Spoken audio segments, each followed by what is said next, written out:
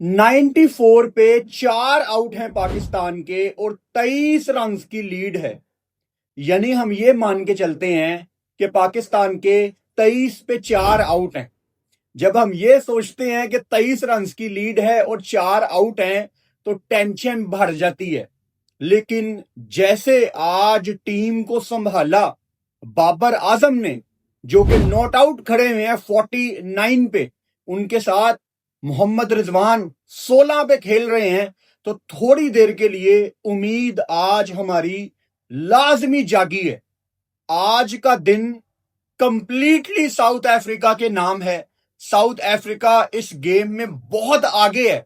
अगर कल अल्लाह ना करे साउथ अफ्रीका की टीम पाकिस्तान के अर्ली ऑन 2-3 आउट कर लेती है और उनको टारगेट मिलता है लेट से 100 से काफी कम, तो भाई साहब आपका काम तमाम है। पाकिस्तान ने जो पार्टनरशिप लगवा दी मुतसामी और महाराज की 71 रन की, 71 रन की, और नीचे से फिर रबाडा 50 कर गया। मुतसामी और रबाडा की पार्टनरशिप, शान मसूद की गंदी कप्तानी, पाकिस्तान के गंदे रिव्यूज, पाकिस्तान की गंदी फील्डिंग, ओवर थ्रो के रन्स, बैकअप कोई नहीं कर रहा। इतनी गलतियां की हैं पाकिस्तान ने आज। लेकिन आहिस्ता आहिस्ता, सबसे पहले मैं आज की शुरुआत करना चाहता हूं, जैसे कंट्रोल आज बाबर आजम की बारी में नजर आया। मैं कहता हूं जो 49 रन की इनिंग्स हमने बाबर आजम की देखी है ना, it was treat to watch. सबसे पॉजिटिव चीज जो मुझे बाबर आजम की बैटिंग में आज लगी, जैसे ही बाबर आजम बैटिंग करने आए, ऑब्वियसली पाकिस्तान के ऊपर से खिलाड़ी आउट हुए।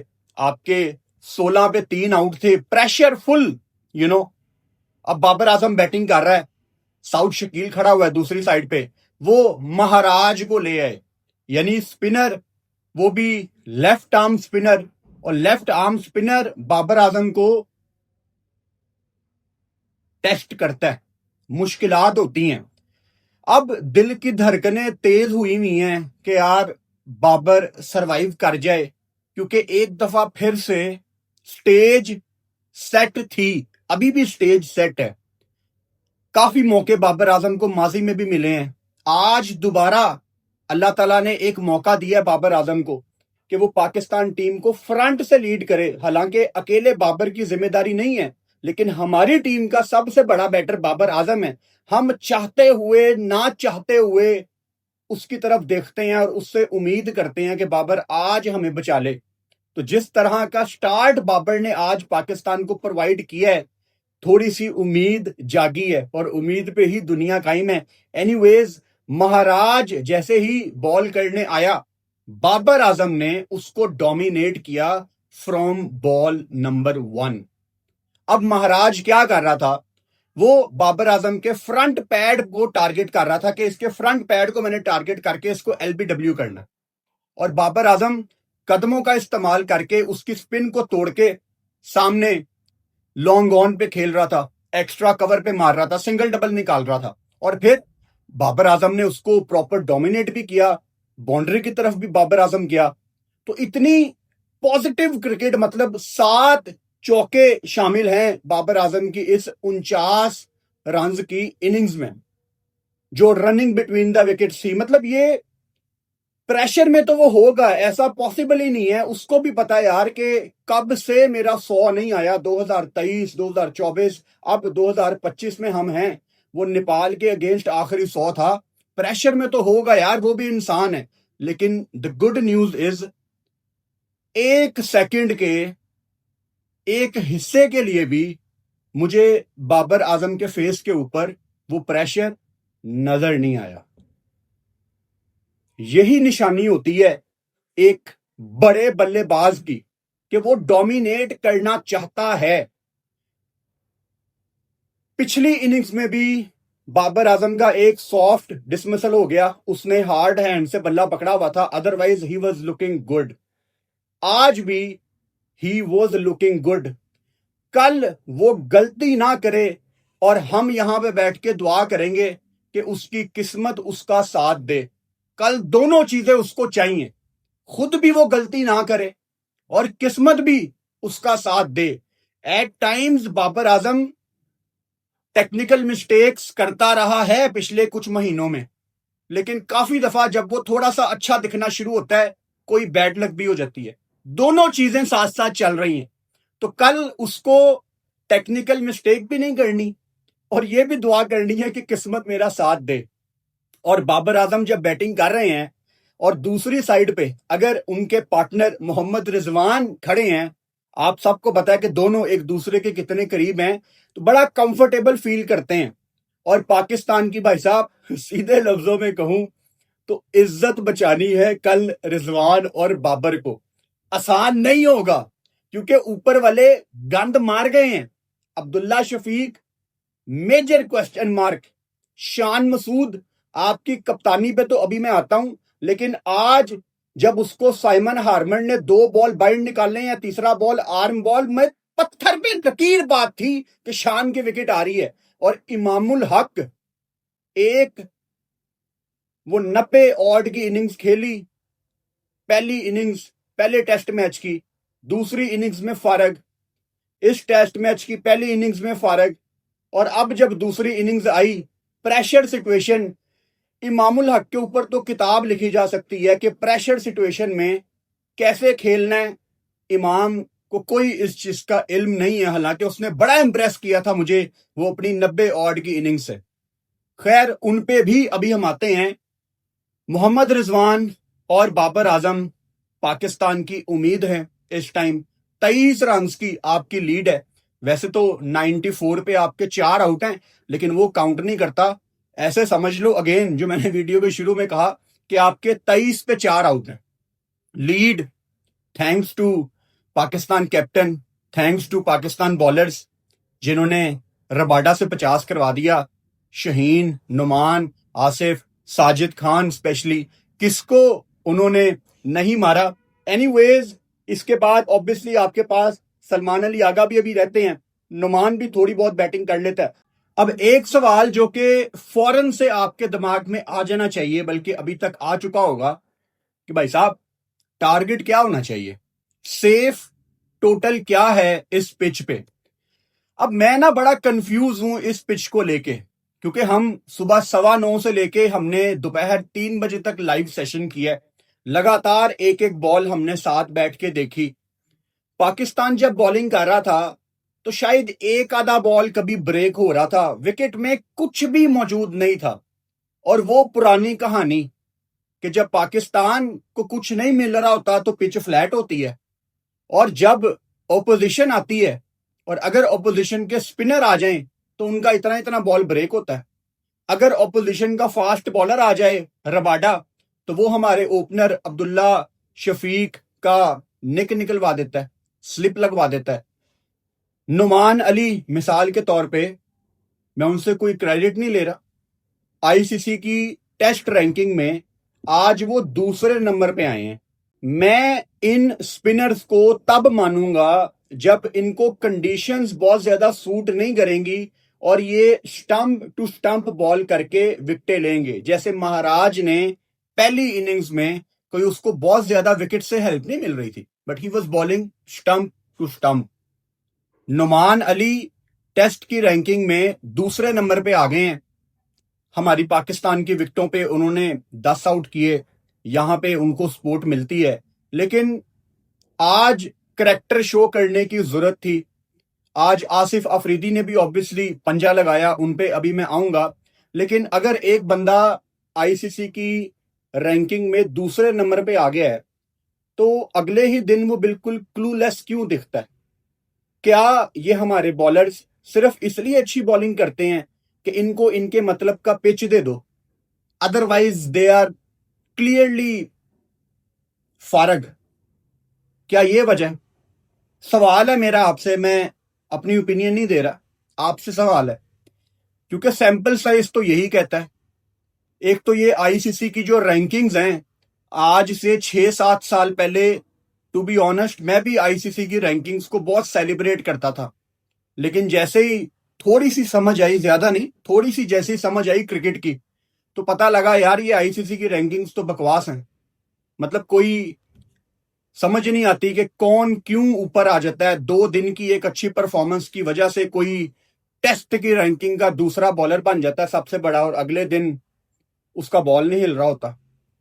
समझ से बाहर है भाई साहब। एनीवेज, बहुत कुछ है जी डिस्कस करने के लिए, तो कहां से शुरू करें? आज के दिन की शुरुआत वहां से शुरू करते हैं, और थोड़ा सा सख्त हाथ हमें रखने की जरूरत है। आप सबके सामने ये साउथ अफ्रीका की जो पार्टनरशिप्स हैं उनकी एक पिक्चर मौजूद है। ऊपर से सारा कुछ छोड़ दो, नीचे से मुत्तसामी और महाराज को देख लो, चलो इसको भी छोड़ दो, इससे ऊपर आ जाओ। मुत्तसामी और मार्को येंसन की ये पार्टनरशिप लगी 25 रन की, और उसके बाद मुत्तसामी और महाराज की पार्टनरशिप लगी 71 रन की। फिर आखिरी 10वीं विकेट की पार्टनरशिप जिसने हम सबको हैरान कर दिया, मुत्तसामी और रबाडा की 98 रन की पार्टनरशिप लगी। और अगर मैं साउथ अफ्रीका के बैटर्स का, बल्कि इनको पता नहीं बैटर्स कहना चाहिए या टेल एंडर्स कहना चाहिए, अगर मैं इनको देखूं तो मार्को येंसन ने किए 12 रन, केशव महराज इन्होंने ओडीआई वाली नॉक खेली, आके तेजी से इन्होंने रन्स किए। जो डिफरेंस था पाकिस्तान और साउथ अफ्रीका के रन्स का दरमियान में, वो खत्म करने में इंपॉर्टेंट रोल प्ले किया। 30 महाराज ने रन्स जोड़े, और नीचे से रबाडा ने, जिनका टेस्ट का बेस्ट स्कोर 71 हो गया आज, इससे पहले इनका बेस्ट स्कोर था 47। यानी रबाडा की कोई हाफ सेंचुरी नहीं थी, और रबाडा ने आज 71 कर दिया। क्या उसने छक्के लगाए हैं, क्या उसने चौके लगाए हैं, प्रॉपर कंट्रोल। अब मैं आपको, क्योंकि वर्किंग डे था, आप में से काफी लोगों ने बॉल बाय बॉल मैच नहीं देखा होगा, मैं आपको एक छोटी सी एग्जांपल दे देता हूं। जब आखिरी पार्टनरशिप शुरू हुई ना, मुत्तसामी दूसरे एंड पे खड़ा हुआ है और रबाडा बैटिंग करने आया। अब जाहिर बात है, अभी हमें तो नहीं पता था कि रबाडा साहब आज 50 के मूड में है। हम तो यही सोच रहे थे ना कि यार अब होगा ये कि मुत्तसामी स्ट्राइक लेता रहेगा, आखिरी बॉल पे सिंगल लेगा और रबाडा को फेस नहीं वो करवाएगा। हम तो यही सोच रहे थे। अब हमारे कप्तान शान भाई क्या करते हैं, मुत्तसामी ने 5 बॉलें खेल ली हैं, अब आखिरी बॉल है। अब हम यहां पे तवक्को कर रहे हैं जो शान मसूद ने फील्डिंग खोली हुई है वो थोड़ी बंद होगी। नहीं भाई साहब, लॉन्ग ऑन भी पीछे है, लॉन्ग ऑफ भी पीछे है, वो डीप पॉइंट का फील्डर भी पीछे है, वो बैकवर्ड पॉइंट का फील्डर भी पीछे है, डीप एक्स्ट्रा कवर भी पीछे है। प्रॉपर जिम्मे हर्षल गिब्स लगा है और उसने 150 कर दिया। प्रॉपर फील्डिंग खुली हुई है, और मुत्तसामी ने आराम से 2 दफा लगातार 2 ओवर्स में आखिरी बॉलों पे सिंगल्स लेके अगले ओवर में कंट्रोल किए गेम। वो अलहदा बात है कि बाद में रबाडा की भी 1-2 शॉटें लगी और मुत्तसामी ने रबाडा पे ट्रस्ट करना शुरू कर दिया। मुत्तसामी काफी देर के लिए 70s में खेल रहा था, 75, 76, 77, जब वो रबाडा के साथ बैटिंग कर रहा था। 1 सेकंड के लिए, आखिरी विकेट थी, 1 सेकंड के लिए मुझे नहीं लगा कि मुत्तसामी अपना 100 करना चाहता है। अब पाकिस्तान का अगर कोई भी बैटर 70, 75 या 80 के करीब पहुंच गया और आखिरी विकेट है, वो मर जाएगा, लेकिन आखिरी बॉल पे आपको सिंगल लेके सामने आएगा और 100 करने की पूरी कोशिश करेगा, कुछ भी करेगा वो अपना 100 करने के लिए। लेकिन मुत्तसामी ने ऐसा नहीं किया। 1 सेकंड के लिए नहीं लगा कि he is in any kind of rush. उसको पता था कि एक एक रन इस पिच पे कितना इंपॉर्टेंट है। अब हम थोड़ा सा और पीछे चलते हैं और पाकिस्तान की टेल को डिस्कस करते हैं। Noman Ali 6 run, Sajid Khan 5 run, Asif Afridi 4 run. एक बंदे का मैंने नाम नहीं लिया क्योंकि उस पर तो हमने सारी बात करनी है, शहीन शाह अफरीदी, जिन्होंने डक स्कोर की थी पहली इनिंग्स में, क्योंकि ईगल ने टांग रख के छक्का मारने की कोशिश की थी। और पाकिस्तान का टेल एंडर्स अगर आउट हो जाएं, टू बी ऑनेस्ट, मैंने कल भी बताया था, मैं उसको कोलैप्स नहीं कहता, कोलैप्स ऊपर वाले आउट हों तो उसको कोलैप्स कहते हैं। टेल एंडर्स ने तो आउट होना ही होना होता है, लेकिन टेस्ट मैच में जहां पे आपको जरूरत थी कि आप सारे मिलके, मतलब ये 3-4 नीचे वाले मिलके अगर 30-40 भी कर लेते, तो आज देखो एक एक रन कितना इंपॉर्टेंट है। आपके 94 पे 4 आउट हैं, 23 की लीड है, यानी 23 पे आपके 4 आउट हैं। अगर शाहीन ने एशिया कप में बड़ी अच्छी बैटिंग की थी, उसको बैटिंग आती है, साजिद भी आके मारना चाह रहा था, आसिफ ने भी सामने चौका लगाया, ये सारे मारना चाहते थे, तो गेम अवेयरनेस किसने देनी थी? क्या ड्रेसिंग रूम में ऐसा कोई बैठा हुआ है जो टेल एंडर्स को बताए कि आपके रन्स करना नीचे से बहुत इंपॉर्टेंट है? ये कौन बताएगा? डॉन ब्रेडमैन बताएंगे, इमरान फरज साहब, या 50,000 दफा जो पाकिस्तान के कोच बन चुके हैं, जो फिलहाल खाना पूरी करने के लिए आए हैं क्योंकि वेले बैठे हुए थे, चलो इनको टेस्ट का कोच बना देते हैं, अजहर महमूद। किसने बताना था ये टेल एंडर्स को? ना कोचेस बताते हैं, ना प्लेयर करना चाहते हैं। मेरा गिला नुमान से नहीं है, मेरा गिला साजिद से नहीं है, मेरा गिला आसिफ अफरीदी से तो बिल्कुल नहीं है। शाहीन अफरीदी, आप कप्तान वनडे के बन चुके थे जब आप ये पहली इनिंग्स की बारी ले रहे थे। अब आप बिहेव करना शुरू करें एक लीडर की तरह। अब आपकी सोच होनी चाहिए एक लीडर की तरह। टांग रख के छक्का मारना, मतलब ठीक है यार, T20 में समझ आती है। टेस्ट में महाराज को देखो, मुत्तसामी को देखो यार, मार्को येंसन को देख लो, रबाडा को देख लो, आराम से डाउन द ग्राउंड शॉट्स लग रही थी। लेकिन नहीं भाई साहब, इन सबको पता नहीं कोई जल्दी थी, किस चीज की जल्दी है। और टू बी ऑनेस्ट, ये कोई पहली दफा नहीं है कि पाकिस्तान की टेल रन्स ऐड करना चाहती नहीं है, ये कोई पहली दफा नहीं है, ये बड़ी पुरानी स्टोरी है। लेकिन हम इस टेस्ट मैच की अभी बात कर रहे हैं। आप सब ने कितनी आसानी से अपनी विकेट्स थ्रो की और नीचे से मिलके आप सब ने कोई 15-20 रन भी नहीं बनाए। कितनी शर्म की बात है जब आपकी टेल का कंपैरिजन मैं साउथ अफ्रीका की टेल से करूं तो जमीन आसमान का फर्क है। और आप अपने घर में खेल रहे हैं। शाहीन, नुमान, साजिद, आसिफ अफरीदी, चलो उसका तो डेब्यू था यार, उन छड़ देने हैं। आप रावलपिंडी, लाहौर, कराची, मुल्तान, यहां खेल खेल के बड़े हुए हो यार। और वो साउथ अफ्रीका जो पहला टेस्ट मैच हार गई है ना, वो आए थे 3-4 दिन पहले, उनको थोड़ा समझ नहीं आया कि पाकिस्तान में हमने कैसे खेलना है। काश क्रिकेट 15-20 साल पीछे चली जाए, जहां पे कोई भी टीम कहीं पे ट्रेवल करती थी तो पहले एक टूर मैच होता था यार। वो क्रिकेट वापस ले आओ यार। पाकिस्तान साउथ अफ्रीका गई है, एक 3 दिनों का या 4 दिनों का टूर मैच हो रहा है, 5 वनडे हो रहे हैं, 2 T20 हो रहे हैं। क्या बात है यार, वो पुराना टाइम वापस ले आओ। तो वो उस चक्कर में पहला मैच आपसे हार गए हैं। अब उनको समझ आ गई है दूसरे मैच में, और उन्होंने आपको हिलने नहीं दिया। आज जब दिन की शुरुआत हुई है तो तकरीबन पहले 40 मिनट पाकिस्तान ने डोमिनेट किया, यानी साउथ अफ्रीका के ऑब्वियसली जब वो बैटिंग करने आए हैं अर्ली ऑन, आसिफ अफरीदी ने अच्छी बॉलिंग की, उन्होंने अपना पंजा भी लगाया, और साउथ अफ्रीका के 235 पे 8 आउट थे, 235 पे 8 आउट। और हमें लग रहा था यार ये कम से कम भी ये थोड़ी देर और भी खेल जाए तो 80-90 रन की तो आपको लीड मिलेगी। लेकिन भाई साहब 235 पे अगर 8 आउट थे तो फिर अगला जो आउट हुआ है वो 306 पे हुआ है।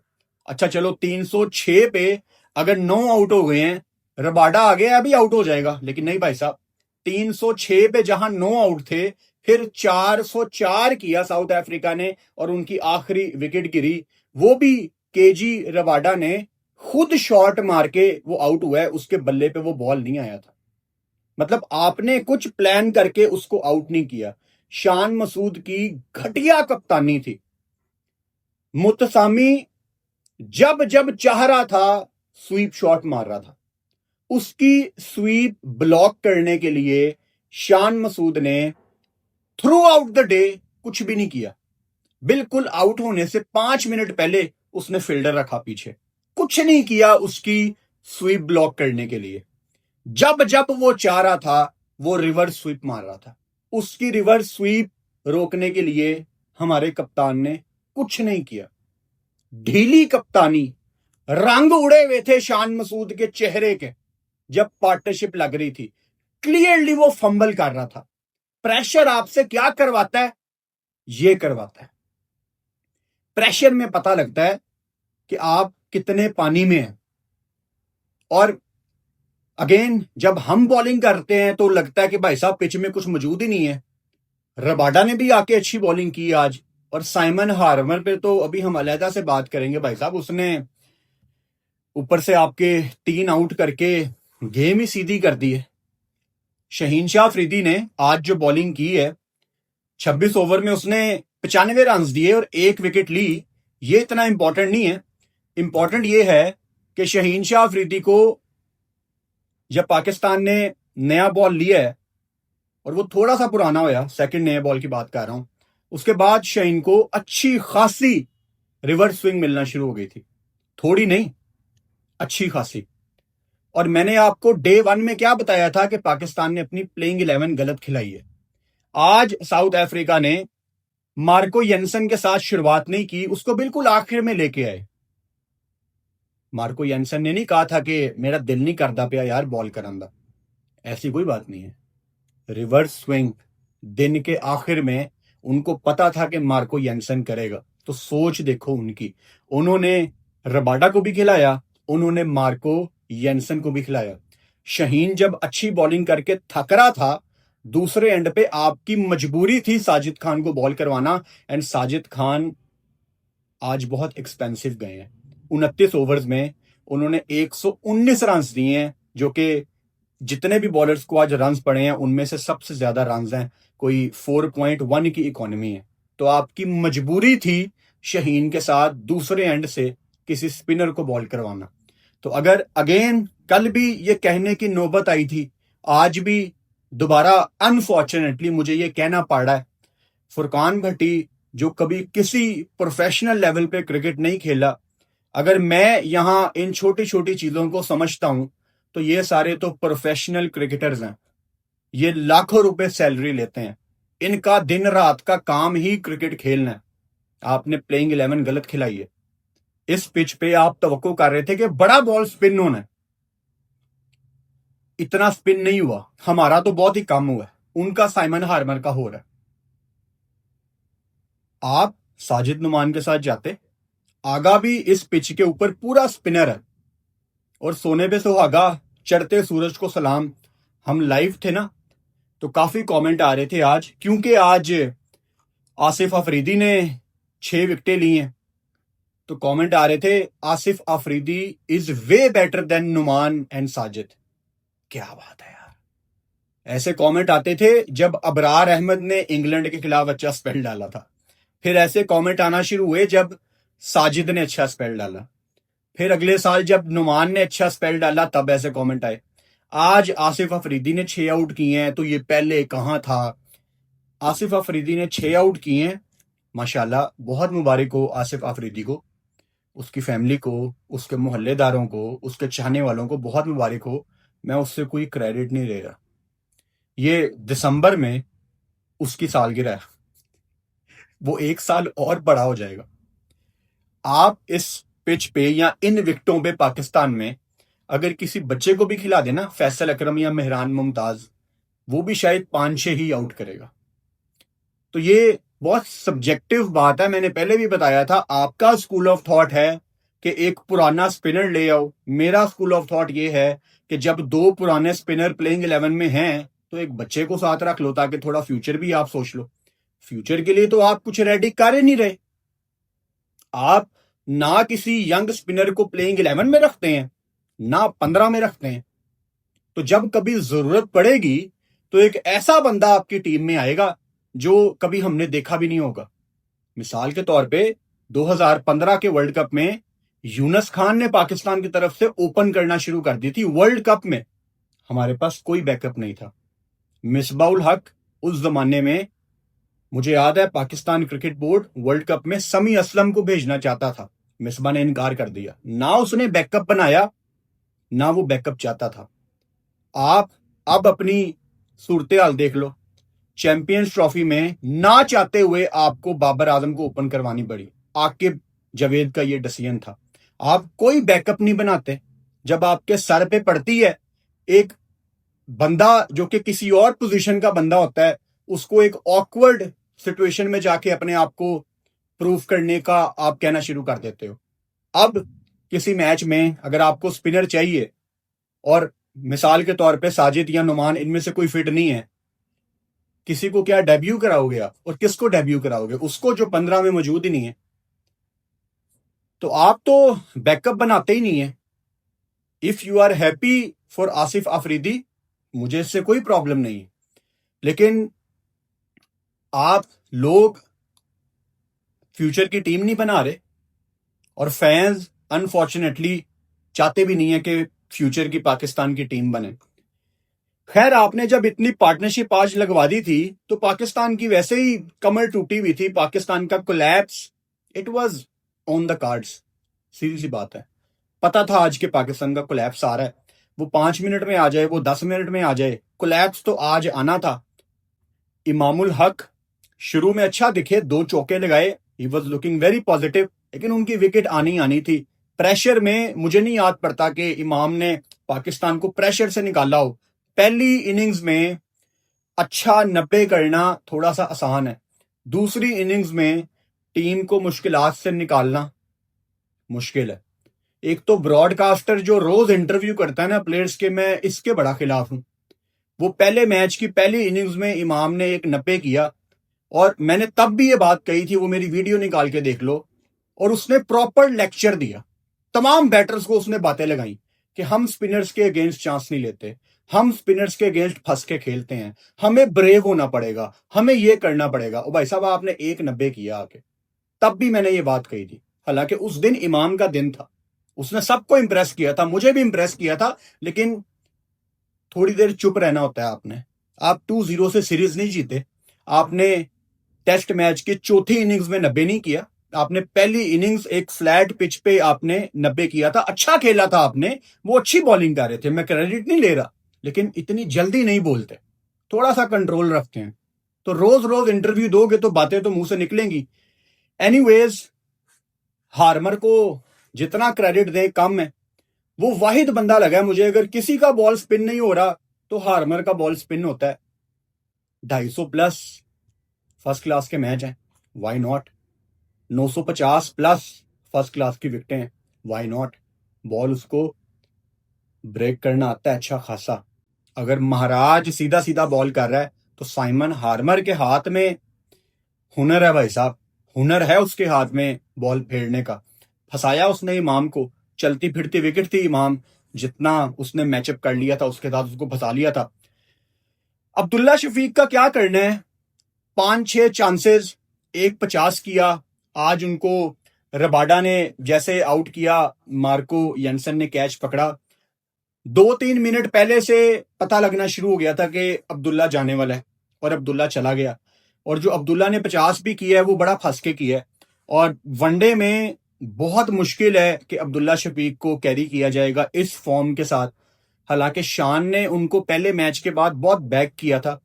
दूसरी इनिंग्स में बड़ा स्कोर चाहिए होता है अगर आप वाकई ही दुनिया को एक पैगाम देना चाहते हैं यार कि मैं फॉर्म में वापस आ गया हूं। दूसरी इनिंग्स में मैटर करती हैं सारी बातें। सो मेरा ख्याल है अब्दुल्ला शफीक की ये टेस्ट सीरीज खत्म हो गई है। Obviously he needs to go back to domestic, he needs to go back to basics. मुझे बड़ा पसंद है Abdullah Shafique, he is a very stylish player, लेकिन रन्स नहीं आ रहे। मैं टेक्निक का माहिर नहीं हूं, लेकिन जब भी अब्दुल्ला आउट होता है तो कमेंटेटर्स जो कि टेक्निक के माहिर हैं वो टेक्निक की बात करते हैं कि टेक्निकल मसले बहुत ज्यादा हैं। तो जो भी हैं उसको फिक्स करने की जरूरत है। एंड प्लीज मेक श्योर करना है पाकिस्तान क्रिकेट बोर्ड को कि जब तक वो गलतियां अब्दुल्ला अपनी ठीक ना करे वो पाकिस्तान स्क्वाड में वापस ना आए। एक तो हमारा मसला भी है ना कि हमने अपने अपने प्लेयर चुने हुए हैं, कि अगर मेरा कोई फेवरेट प्लेयर है तो वो अपनी गलतियां ठीक भी ना करे तो उसको वापस ले आओ। ऐसा नहीं है, एक रूल बनाओ, वो सब पे अप्लाई होना चाहिए। बड़ी तकलीफ है मुझे, अब्दुल्ला शफीक से बड़ी उम्मीद थी मुझे, लेकिन अब्दुल्ला ने बहुत ज्यादा डिसअपॉइंट किया है। लेकिन डोमेस्टिक चल रही है, डोमेस्टिक में वापस जाए, अपनी गलतियों पे काम करे और एक तगड़ा कमबैक करे। मेरे ख्याल से वनडे में पाकिस्तान अब्दुल्ला के बारे में नहीं सोचेगा। Let's see. Shan Masood again, Simon Harmer ball bite निकाले जिस पे आउट हुए, आर्म बॉल सीधा रहा। जैसे अब्दुल्ला का पता लगना शुरू हो गया था ना 2-3 मिनट पहले, शान का भी पक्का था कि ये आउट होने वाला है। और इतने बड़े मौके पे जहां पे एक्चुअली टीम को जरूरत थी, शान मसूद की कप्तानी जितनी बुरी थी उतनी ही बुरी उनकी आज की बैटिंग थी। एज ए कैप्टन फ्रंट से लीड करना था। और मैंने पहले भी कहा है कि जो सेकंड इनिंग्स में बारी होती है वो मैटर करती है। तो बहुत ही डिसअपॉइंट किया है शान मसूद ने, और उनको सोचना पड़ेगा अगर उनको पाकिस्तान की कप्तानी करनी है गोइंग फॉरवर्ड आगे, तो रन्स उनको करने पड़ेंगे। फ्रंट से लीड करना is the key for any captain. उसके बाद साउथ शकील जो कि इतना अच्छा दिख रहे थे बाबर आजम के साथ, जब दोनों इकट्ठे बैटिंग कर रहे थे तो बाबर जरा गेम को चला रहा था और साउथ एक एंड रोक रहा था, स्ट्राइक रोटेट कर रहा था थोड़ी बहुत। और साउथ को ना, टू बी ऑनेस्ट, बॉल बड़ा अच्छा पड़ गया। लेकिन जब मैंने शॉन पॉलक की कमेंट्री सुनी तो मुझे लगा नहीं यार, बॉल तो उसको अच्छा पड़ा था लेकिन साउथ की भी गलती थी। कमेंट्री के साथ जब हम सुनते हैं तो हमें भी काफी कुछ सीखने को मिलता है। मैं तो हमेशा कहता हूं कि मुझे टेक्निकल नॉलेज नहीं है, ये क्रिकेटर्स का काम है। तो शॉन पॉलक ने बड़ी एक अच्छी चीज हाईलाइट की कि साउथ ने बड़ी जल्दी बॉल को कमिट कर लिया। उसको इंतजार करना था कि बॉल आगे आए और मैं लेट खेलूं। आप हमेशा क्रिकेट में सुनते हो ना, लेट खेलना, तो साउथ को बेसिकली लेट खेलना था। वो बड़ी जल्दी खेल गया बॉल और स्लिप पे मार्करम ने एक बड़ा कंफर्टेबल कैच पकड़ा। बॉल भी अच्छा था लेकिन साउथ की भी गलती थी। और उसके बाद साउथ बड़ा निराश होके, नाराज होके बाहर जा रहा था। He was looking so good, लेकिन अनफॉर्चुनेटली 11 रन बना के वो भी बाहर चला गया। बाबर आजम नॉट आउट है 49 पे, मोहम्मद रिजवान नॉट आउट हैं 16 पे। इसके बाद सलमान अली आगा रहते हैं, नुमान अली रहते हैं, साजिद रहते हैं, आसिफ आफरीदी रहते हैं और शहीन शाह आफरीदी रहते हैं। 94 पे 4 आउट हैं, 23 रन की लीड है, यानी बेसिकली आपके 23 पे 4 आउट हैं। कल बहुत इंपॉर्टेंट दिन ना, ऑब्वियसली आज पिंडी में बड़ा जबरदस्त क्राउड आया हुआ था। जितने स्टैंड फ्री थे सारे फिल थे। और कल मैं तो कहता हूं जो भी आप लोगों का काम शाम है ना, उससे छुट्टी करो। कल जुमेरात है और सुबह टेस्ट मैच देखने पहुंचो, बड़ा मजा आने वाला है। कल बाबर आजम और रिजवान शुरुआत करेंगे दिन की। 10 बजे टेस्ट मैच शुरू होता है, इन केस अगर आप नहीं फॉलो कर रहे। और 9:15 हम लाइव आ जाते हैं, तो 9:15 आप हमारा लाइव सेशन ज्वाइन कर सकते हो। कल पाकिस्तान को one step at A time, जैसे मैं हमेशा कहता हूं, कल पाकिस्तान को एक चीज करनी है, लंच तक कोई विकेट नहीं देनी। अगर लंच तक आपने सरवाइव कर लिया तो अगर अभी आपकी 23 रन की लीड है तो शायद ऑन एवरेज अगर मैं देखूं तो आपकी लंच तक अगर कोई विकेट नहीं गिरती तो शायद ये 100-110 के करीब आप होंगे। तो फिर गेम आप कंट्रोल कर सकते हैं। बाबर और रिजवान का काम यहां पे खत्म नहीं हुआ। अगेन सिर्फ इन दोनों की रिस्पॉन्सिबिलिटी नहीं थी, लेकिन अब क्योंकि ये क्रीज पे खड़े हुए हैं तो इनको यही समझना है कि यार ये हमारी रिस्पॉन्सिबिलिटी है, हमारे बाद कोई नहीं है, जो करना है हमें करना है। इस माइंडसेट में रहें, अपने ऊपर सारी गेम ले लें। अगर ये पाकिस्तान की लीड कोई 150 तक भी ले जाते हैं, बहुत अच्छी बात होगी, अल्लाह करे इससे ज्यादा ले जाएं। और उसके बाद आगा अगर नीचे से 40-50 कर देता है, यानी चौथे दिन की पिच, अगेन मुझे नहीं पता कि पाकिस्तान यहां पे कितना बॉल ब्रेक करेगा। हमारा यहां पे बॉल ब्रेक नहीं हो रहा था और साउथ अफ्रीका का हो रहा। तो पता नहीं चौथे दिन, 3 दिन का खेल देखने के बाद मुझे अभी भी कॉन्फिडेंस नहीं है। वो जो हम कहते हैं ना कि चौथे दिन विकेट पे बॉल ज्यादा स्पिन होना शुरू हो जाता है, वैसा मुझे नहीं दिख रहा कि कल कोई अनबिलीवेबल बॉल स्पिन होना शुरू हो जाएगा। हाँ, रिवर्स आज होना शुरू हुआ है, कल ज्यादा होगा। ये तो कल ही पता लगेगा कि स्पिनर्स को कितनी हेल्प मिलती है। लेकिन अभी आप मेरे से पूछें तो एटलीस्ट पाकिस्तान को कोई 250 का टारगेट तो देना ही देना है। मुश्किल है, लेकिन यही है। तो कल का दिन बहुत इंपॉर्टेंट है। सुबह टाइम निकाल के अगर इस्लामाबाद रावलपिंडी में हो तो मैच देखने जाओ, और बाकी लोग जो पाकिस्तान में हैं या दुनिया में कहीं भी ये वीडियो देख रहे हैं, आप लोग सुबह 9:15 पाकिस्तान टाइम के मुताबिक हमारा लाइव सेशन ज्वाइन कर सकते हो। और अगर आप ऑस्ट्रेलिया, कनाडा, यूके, न्यूजीलैंड या यूरोप में कहीं पे ये वीडियो देख रहे हो, तो आपके कंट्री के टाइम के मुताबिक मैं कितने बजे लाइव आता हूं, ये इंफॉर्मेशन हमारे फेसबुक के कवर फोटो पे भी लिखी हुई है और यूट्यूब के हेडर पे भी लिखी हुई है। तो कल सुबह इंशाल्लाह आपसे मुलाकात होती है। चैनल को सब्सक्राइब कर लो और बेल आइकन लाजमी दबाओ ताकि आने वाली वीडियोस का नोटिफिकेशन आपको मिल सके। Good night.